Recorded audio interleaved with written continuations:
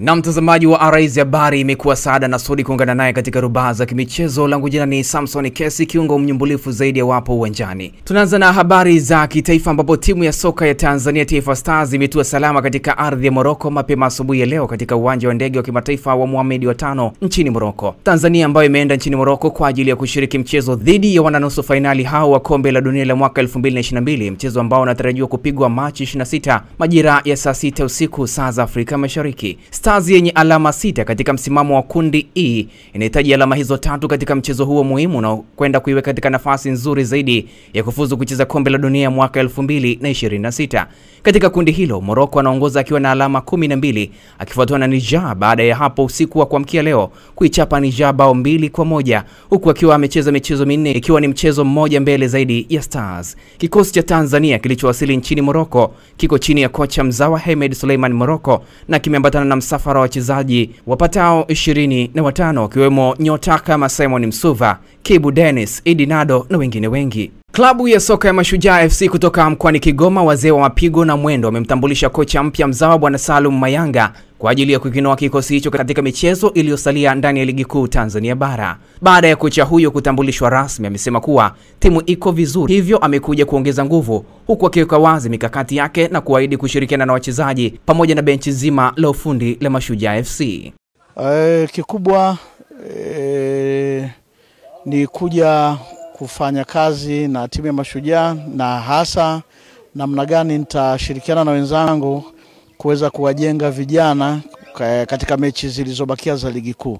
Niseme kwamba sio kazi rahisi, ni kazi ngumu, na kwa sababu najua ni kazi ngumu, nahitaji zaidi ushirikiano na wenzangu tuweze kumalizia hizo mechi zilizosalia kwa matokeo mazuri ambayo yataweka salama timu kwa ajili ya msimu ujao. Kikawaida huwa naamini wachezaji wote ninaokutana nao kwa tangu nimefika hapa, nimeamini wachezaji wanaweza wakafanya chochote kama tutafanya kazi pamoja na kujituma. Hilo sina wasiwasi nao, na uhakika watafanya kazi vizuri. Lakini kikubwa nimekuja kufanya kazi kuweza kuiweka timu kwenye mazingira mazuri. Timu iko vizuri, nimekuja kuongeza nguvu pale tulipofikia tuweze kusogea mbele zaidi, kwa maana kwamba tumalize ligi kwenye msimamo wa nafasi nzuri zaidi, na kadiri muda utakavyokwenda, imani yangu timu itazidi kuimarika zaidi kama ambavyo saizi ilivyo. Hamna miujiza, watoe ushirikiano mkubwa kwa timu, waiunge mkono timu, na uhakika kama itafanyika kazi ya pamoja, timu itakuwa iko bora zaidi.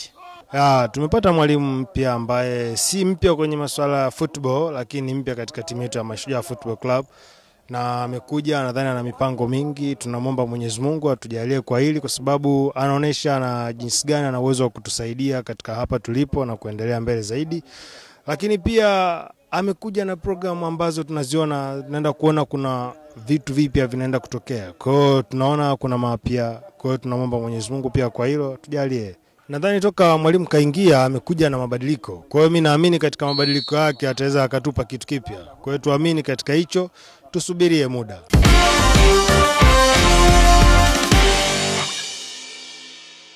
Tukielekea katika rubaa za michezo kimataifa, katika mwendelezo wa kujitafutia nafasi ya kufuzu kombe la dunia kwa mataifa ya Afrika, michezo mbalimbali imeendelea hapo jana, huku leo pia kukitarajiwa kuchezwa kwa michezo kadhaa. Hapo jana Burkina Faso ilishinda 4-1 dhidi ya Djibouti, DRC ikishinda 1-0 dhidi ya Sudan Kusini, Rwanda ikiwa nyumbani ikakubali kichapo cha 2-0 dhidi ya Nigeria, huku jirani yao Burundi akiburuzwa 1-0 dhidi ya Ivory Coast. Ghana ikiwa nyumbani ikichabanga Chad 5-0, Komoro wakiduazwa nyumbani kwa 3-0 dhidi ya Mali, huku Botswana ikishindwa kucheza makirikiri mbele ya Algeria na kutandikwa 3-1, na Guinea ya Equator ikiduaza Sao Tome kwa bao 2-0. Liverpool imeongeza juhudi katika harakati zao za kuania saini ya kiungo wa RB Leipzig raia wa Uholanzi Xavi Simons mwenye umri wa miaka 21 ambaye anauzwa kwa kiasi kisichopungua euro milioni 80. Zig akitokea PSG msimu huu amecheza mechi 25 za michuano yote na kufunga mabao 4. Awali bei ya star huyo amevutiwa na fundi huyu kwa sababu mbalimbali za kucheza City ambapo mkataba wake unatarajiwa kumalizika mwaka 2027. Bondia wa zamani wa uzito wa juu wa Marekani George Foreman amefariki dunia akiwa na miaka 76. Taarifa kutoka katika familia yake zinasema kuwa bondia huyo aliaga dunia Machi 21 mwaka huu akiwa amezungukwa na wapendwa na familia yake nzima. Familia hiyo imemtaja Foreman kama mhubiri, mcha Mungu, mume mwaminifu, baba mwenye upendo na babu aliyeishi maisha yaliyojaa amani thabiti, unyenyekevu na malengo.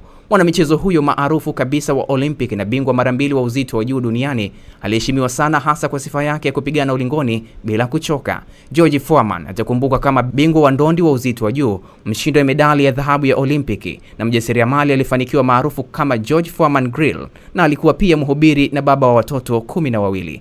George Foreman alizaliwa Texas, Marekani mwaka 1949 na alianza ndondi akiwa na umri wa miaka 16 pekee. Alipata umaarufu wa kimataifa katika michezo ya Olympic ya Mexico mwaka 1968 aliposhinda medali ya dhahabu ya uzito wa juu akiwa na umri wa miaka 19 pekee. Baada ya Olympic aligeukia ndondi za kulipwa na kushinda taji lake la kwanza la uzito wa juu dhidi ya bingwa mtetezi Joe Frazier.